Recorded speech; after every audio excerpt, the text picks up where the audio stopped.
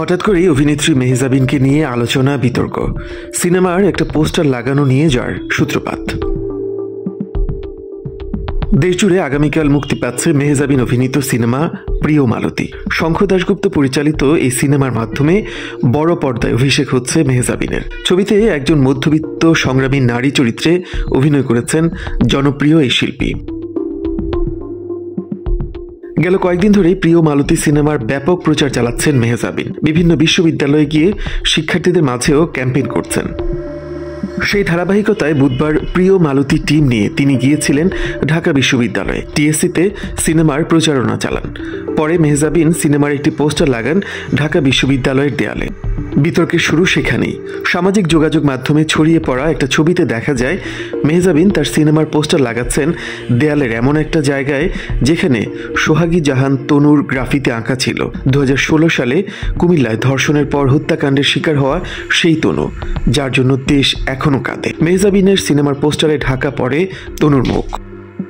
শুরু হয় আলোচনা সমালোচনা। সামাজিক যোগাযোগ মাধ্যমে কাঠগড়ায় মেহজাবিন। ফেসবুকে দেয়া এক পোস্টে বৈষম্য বিরোধী ছাত্র আন্দোলনের অন্যতম সংগঠক রিফাত রশিদ তনুর মুখে পোস্টার লাগানোর সমালোচনা করে অভিনেত্রীকে ক্ষমা চাওয়ার আহ্বান জানান।